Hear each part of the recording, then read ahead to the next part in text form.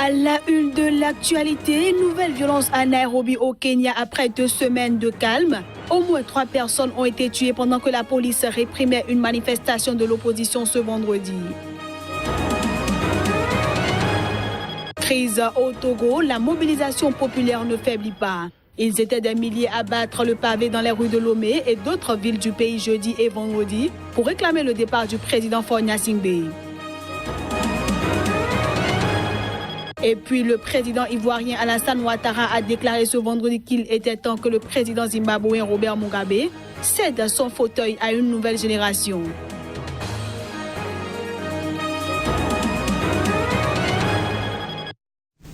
Voilà pour le sommaire. Bonjour à tous et bienvenue. On démarre par le Kenya où après 2 semaines de calme, la capitale Nairobi a connu des scènes de chaos ce vendredi. Au moins 3 personnes ont été tuées par balle pendant que la police réprimait violemment une manifestation de l'opposition interdite par les autorités. Défiant les autorités qui avaient interdit toute manifestation, des milliers de supporters de l'opposition sont descendus dans les rues de la capitale pour saluer le retour de leur leader Raila Odinga. En majorité composée de jeunes gens, les partisans de la coalition d'opposition NASA se sont d'abord rassemblés aux abords de l'aéroport international Jomo Kenyatta pour y fêter le retour de Raila Odinga qui a passé 10 jours aux États-Unis pour tenter d'y rallier des soutiens tout en dénonçant la passivité des Occidentaux à l'égard du processus électoral. Je vous suis profondément reconnaissant. Vous m'avez montré un patriotisme incomparable. Ma colère est dirigée contre ce jeune homme appelé Uhuru Kenyatta et son William Ruto, vice-président Kenya.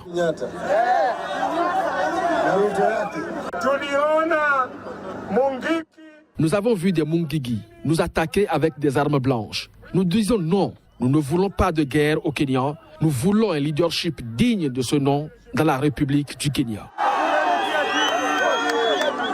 Usant d'abord de gaz lacrymogène et de canons à eau, puis en tirant en l'air, la police les a dispersés. NASA tente de mobiliser la population pour obtenir l'annulation de la présidentielle du 26 octobre qu'elle avait boycottée et qui avait été remportée par le président sortant Uhuru Kenyatta avec 98% des voix. Elle exige l'organisation d'une nouvelle élection.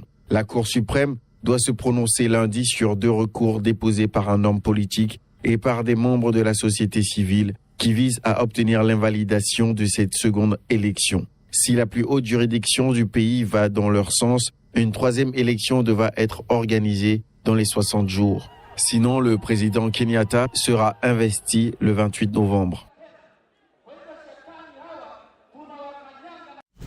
Toujours au Kenya, c'est le lundi prochain que la Cour suprême rendra sa décision en ce qui concerne les recours qui visent à obtenir l'annulation de l'élection présidentielle du 26 octobre dernier, remportée par le président Uhuru Kenyatta. Elle l'a annoncé ce jeudi après avoir écouté les requérants qui dénoncent le manque d'indépendance de la commission électorale et remettent en question sa capacité à garantir un scrutin libre et équitable. Reportage. La Cour suprême kenyane a achevé jeudi l'examen de 2 recours visant à obtenir l'annulation de l'élection présidentielle du 26 octobre, remportée par le sortant Uhuru Kenyatta. La juridiction a dans la foulée annoncé qu'elle rendrait sa décision lundi prochain, date limite autorisée par la Constitution kenyane. Pendant 2 jours, la Cour a examiné les recours déposés par un ancien député et 2 responsables d'ONG. Elle a écouté leurs avocats mettre en cause le manque d'indépendance de la commission électorale, incapable selon eux de garantir un scrutin libre et équitable. Ceux-ci ont rappelé les propos tenus par le président de la commission électorale en personne 1 semaine avant le scrutin. Wafula Chebukati avait avoué s'estimer incapable de garantir l'équité de l'élection et dénoncer des interférences politiques. Il avait ensuite changé d'avis, jugeant que les conditions étaient réunies pour l'organiser. Si les juges de la Cour suprême valident l'élection de Uhuru Kenyatta, celui-ci sera investi le 28 novembre prochain. Sinon, une 3e élection devra être organisée dans les 60 jours. Pour la 2e journée consécutive ce vendredi, des milliers d'opposants au régime du président Faure Gnassingbé ont manifesté au Togo. Ce faisant, ils démontrent une nouvelle fois que la mobilisation populaire ne faiblit pas après 3 mois de crise politique. À l'origine de la contestation, la coalition de 14 partis d'opposition avait appelé à 3 nouvelles journées de mobilisation jusqu'à samedi. Objectif, réclamer des réformes institutionnelles en profondeur et surtout le départ du président Faure Gnassingbé, héritier d'une famille au pouvoir depuis plus de 50 ans. Et comme presque chaque semaine depuis fin août, des milliers de personnes ont répondu présents jeudi et vendredi dans les rues de la capitale Lomé en criant des slogans hostiles au chef de l'État. Jusque-là, aucun incident n'a été rapporté cette semaine.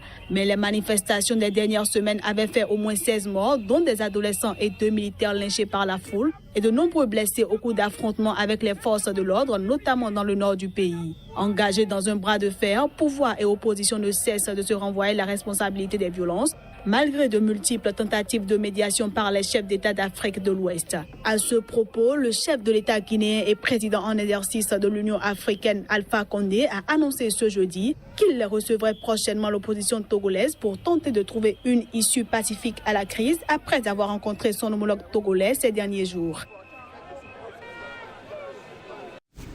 Allons à présent au Zimbabwe où la crise politique actuelle fait toujours la une des journaux à Harare. Ceci alors que le président Robert Mugabe refuse de démissionner malgré la prise de contrôle militaire du pays. Les résidents poursuivent leur vie quotidienne mais suivent de près les derniers développements politiques. Suivons quelques-uns d'entre eux. So far from the look of things. Jusqu'à présent, les choses ont l'air de bien se passer. Il y a longtemps que cela aurait dû se produire en 2004 et nous nous attendons à ce que les choses s'améliorent sur les plans économiques, sociaux et politiques et que les gens soient libres de choisir qui sera leur prochain dirigeant.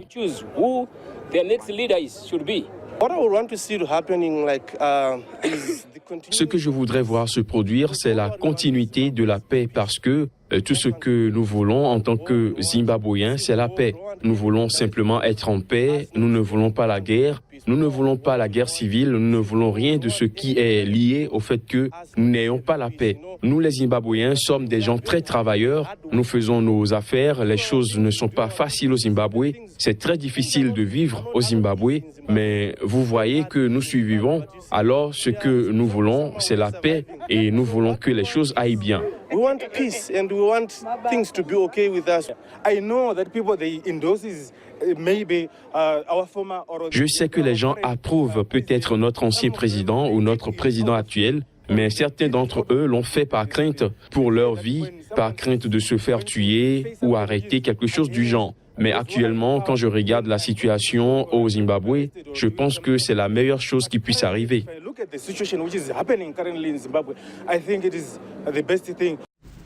Au reste, au Zimbabwe, où les médias d'État ont rapporté que la plupart des structures régionales du parti au pouvoir, la ZANU-PF, ont voté une motion de censure contre le président Robert Mugabe au motif qu'il est trop vieux et incapable de diriger le Zimbabwe. À cet effet, la ZANU-PF invite le président à démissionner. Les détails. L'écrasante majorité des sections de la ZANU-PF, le parti au pouvoir au Zimbabwe, a demandé ce vendredi au président Robert Mugabe de démissionner. Cette motion survient 3 jours après que l'armée du Zimbabwe ait envahi la capitale Harare et pris le contrôle du pays, et ce, après avoir assigné en résidence le chef de l'État et sa famille. La province a décidé de façon unanime de rappeler le président, le camarade Robert Mugabe, de son poste de président du parti et du gouvernement. Cet appel à quitter le pouvoir accentue la pression sur le président Robert Mugabe après celui des anciens combattants de la guerre d'indépendance jusqu'alors proche du chef de l'État, mais qui n'acceptent pas que son épouse Grace Mugabe veuille s'imposer pour lui succéder. Ils ont également appelé à un grand rassemblement ce samedi à Harare pour exiger son départ.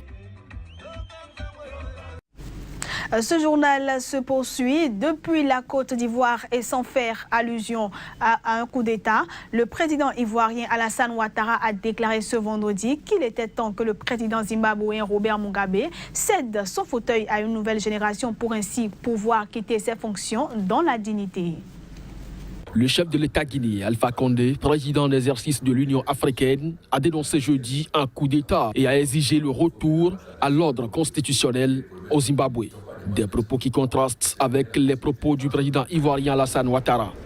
L'homme s'est démasqué vendredi de ce discours très ferme du président en exercice de l'Union africaine au détour d'une rencontre informelle. Le monde a changé et ce qui se passe au Zimbabwe interpelle tous les hommes politiques, pas seulement les chefs d'État africains. Il faut que le président Mugabe puisse quitter ses fonctions dans la dignité. C'est le message que j'ai transmis au président de l'Union africaine, mon ami. Nous voulons que le président Mugabe quitte ses fonctions dans la dignité. Évidemment, à son âge, et compte tenu de la durée des fonctions, tout le monde est conscient qu'il est temps, bien sûr, qu'il cède son fauteuil à une nouvelle génération. La communauté internationale suit avec inquiétude l'évolution de la situation au Zimbabwe. Vendredi, l'influent chef des anciens combattants de la guerre d'indépendance a lancé un ultimatum à Robert Mugabe en le sommant de quitter le pouvoir au plus vite. Traditionnel pilier du régime avec l'armée, les anciens combattants ont récemment tourné le dos au président en refusant que son épouse lui succède. Les électeurs continuent à s'enregistrer sur les listes électorales en vue des élections prévues en 2018. Pour finir, du 13 au 15 novembre dernier, l'ambassade des États-Unis près le Bénin a initié une formation au profit des journalistes béninois. Et le thème retenu dans le cadre de cette formation est comment rentabiliser le journalisme au Bénin. On retrouve le formateur David Applefeld, spécialiste des médias pour plus de précision. La première chose, c'est que la clé de journalisme partout dans le monde, c'est la qualité et profondeur de contenu. Donc, s'il y a un contenu qui est vraiment, qui continue d'être riche, crédible, intéressant, engageant et en connexion avec l'intérêt des téléspectateurs, des lecteurs, des auditeurs, on va attirer énormément plus de gens, de public qu'on a actuellement. Il y a un manque d'énergie, il y a un manque des idées créatives dans l'espace commercial vis-à-vis de presse au Bénin aujourd'hui. Il y a l'argent. Il faut la manière de connecter l'argent avec la presse dans un sens clair, structuré, honnête, transparent. C'est de créer les offres nouvelles, engageantes, intéressantes et bénéfiques au public et bénéfiques aux annonceurs. Et c'est la fin de cette édition que je vous remercie d'avoir suivi. Excellent week-end à tous en compagnie des programmes de Sika TV.